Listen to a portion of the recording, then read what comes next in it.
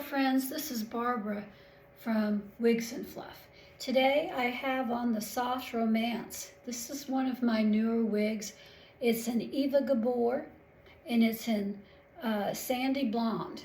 This is actually Sandy Blonde.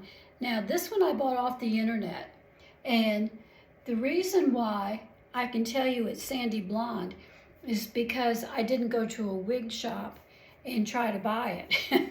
Because wig shops only deal in numbers, because they don't want you comparing prices with the internet, for one thing.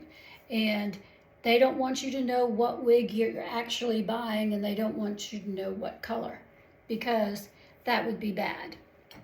Let me get a little better light going here. There we go. If I don't turn on my light, I get some weird shadows. And I still have a little bit of weird shadows, but anyways, it's better. I might switch my two lights. I have two lights. I might switch them out today.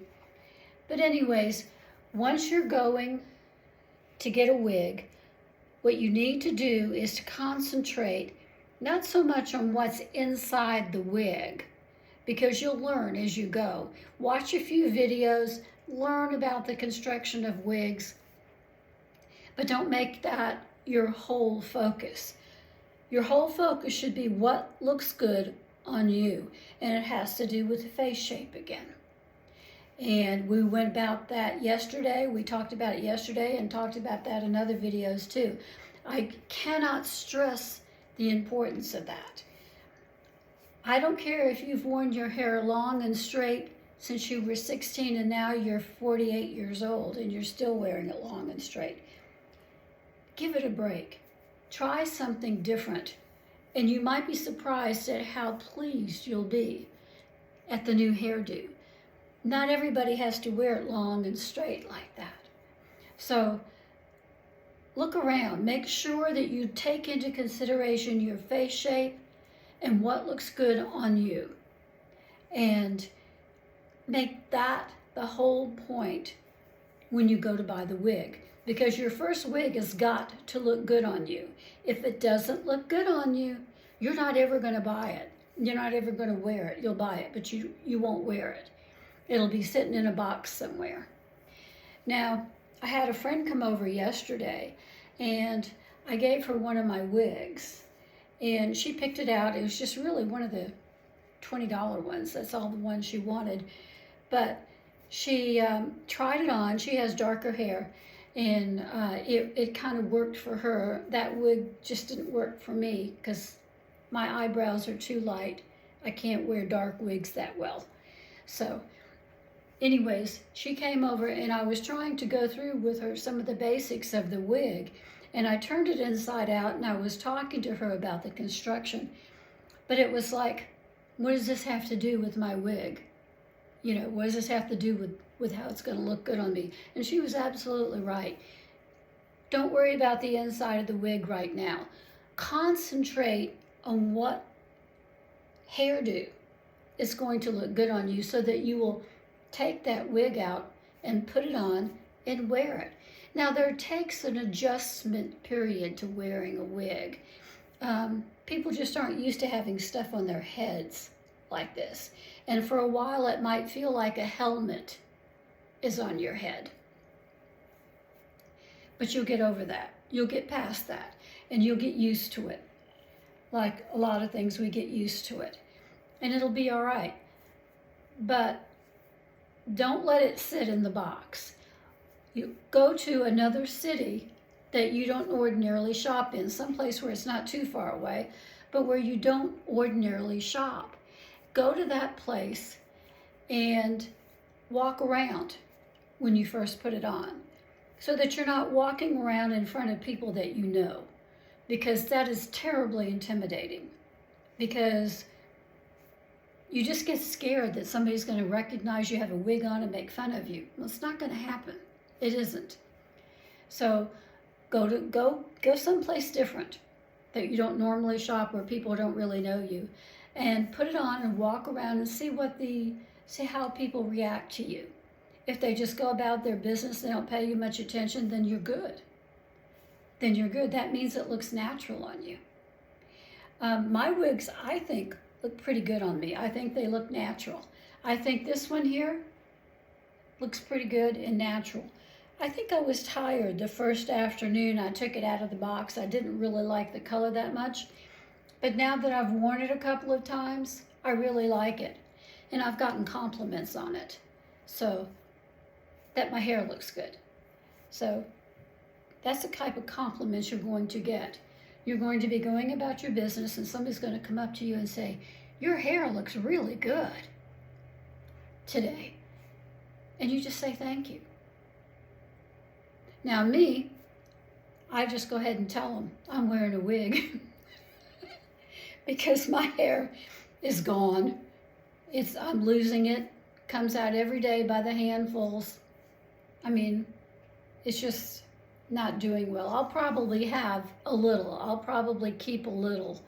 In my family, that tends to be the norm. You keep some. But there's a lot of that scalp showing everywhere. Underneath, it's very, very, very thin. And I really can't wear my natural hair alone. I have to do something else with it. So, and sometimes in the afternoon, I'll pull it back in a ponytail and wear a fake ponytail with it.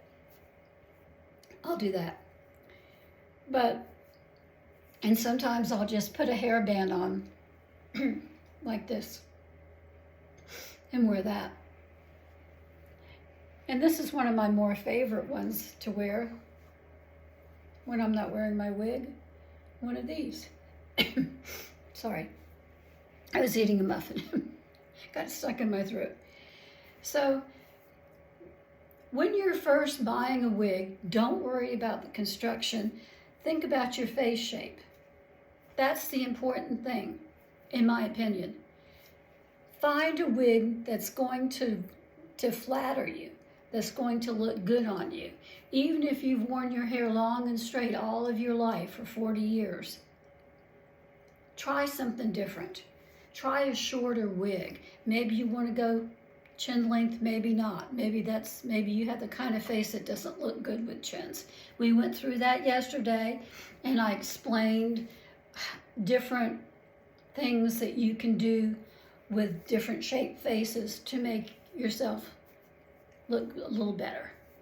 I mean, every face shape is perfect. Every face shape is fine. There is no one good face shape.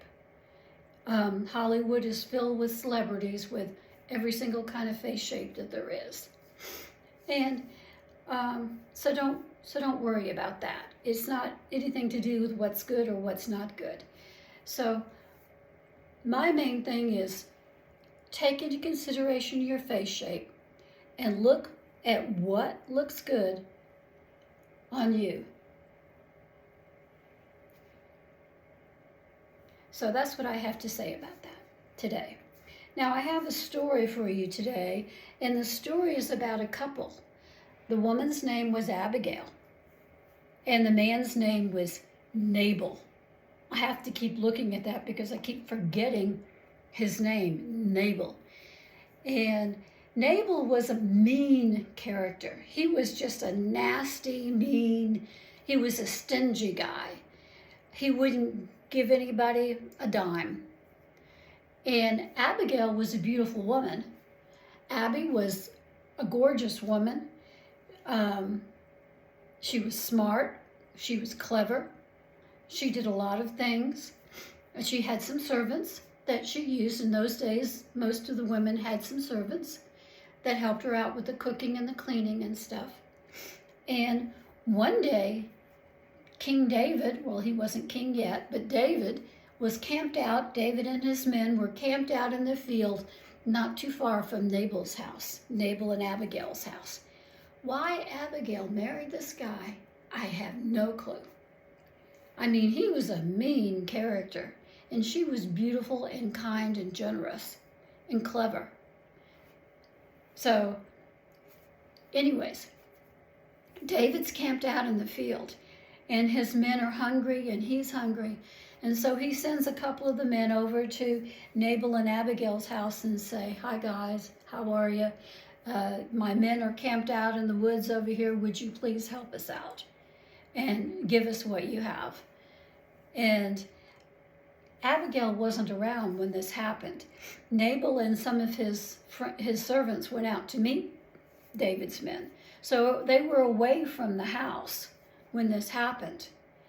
And Nabal said, "Why in the world would I do that? Why do I need to help you? I'm not going to give my stuff, my food to you, a bunch of men. Why? How dare you come here and ask me for food? Go find your own food. Go out there and kill an animal in the woods or something. But leave me alone." And he turned around and he left. He was rude and he was mean and he was stingy. Stingy. And so David's men turned around and brought the word back to David. And David was furious. He was just beside himself at the rudeness of Nabal. And he said to the men, "Get up your weapons. We're going to go to Nabal's house and kill them all. Just kill them all, servants and everything. We're going to kill them all." Because he was just so enraged by Nabal's rudeness. He was just totally rude. The basic thing you can do for somebody who comes to you and said, "I'm really hungry, would you please feed me?" is to give them something. A sandwich, for heaven's sake. Peanut butter and jelly, for heaven's sake. Don't just turn them away in coldness. That's not what the Bible calls us to do. But Nabal was not only cold and uncaring, but he was stingy too. Why should I spend my hard-earned money for you? So anyways, David was furious. He told his men to pack up their stuff. They were going to go in there and kill them all. Wipe out Nabal and his family. So the servants, some of Nabal's servants that heard about this were scared. And they went to Abigail because they knew she had more brains than her husband. And so they went to Abigail and they said, "Miss, we have a problem. Nabal has insulted David. And these men are fierce warriors. And they have sworn to come and kill us all. Because Nabal wouldn't share anything with them. Because he was being stingy." And so Abigail thought, and she thought, "Oh my goodness, what are we going to do?" So she told her servants to pack up everything that she could find, all the food that they could find in the house. And she packed it on donkeys, because that was the mode of transportation in those days. She packed them all up on donkeys, and she set out down the road, and she met David down there. And she bowed down low to him,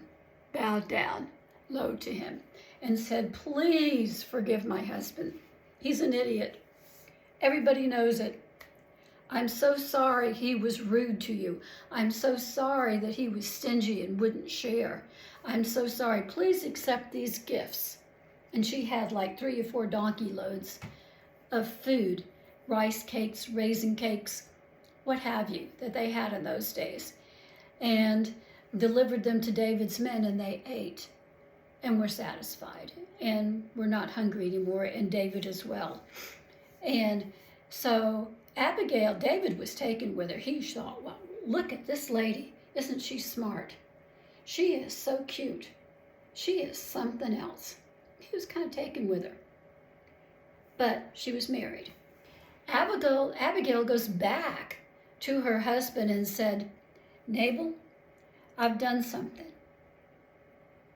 I've gone out to David and I've given him what he wanted, because he was getting ready to kill us all, because you wouldn't share with him what we had. So I gave it to him. I took it on donkeys and I took it on out to him, and he was thankful, and we're all okay." Well, Nabal did not take this well. In fact, he fell over backwards and had a heart attack and died. So Abigail was left alone. And hearing the news about Nabal's death, David came to her a second time. And the two of them got together and they started talking. And she kind of thought David was pretty cute too. She did. And the next thing you know, David took her for a wife. She was beautiful, she was smart, and she was generous, and she was lovely. So this is the story of Nabal and Abigail, and of being kind to strangers and being kind to others in need. Don't deny somebody a peanut butter and jelly sandwich. For goodness sake, don't be a Nabal. Don't be mean and rude to people and say, go find your food somewhere else. Don't be like that. Be kind and be generous. That's the story for today. By the way, I did paint a picture. It's not much, but I did paint a picture today. And this is Abigail and Nabal's house, and this is the path that she rode with her donkeys, right through the dandelions.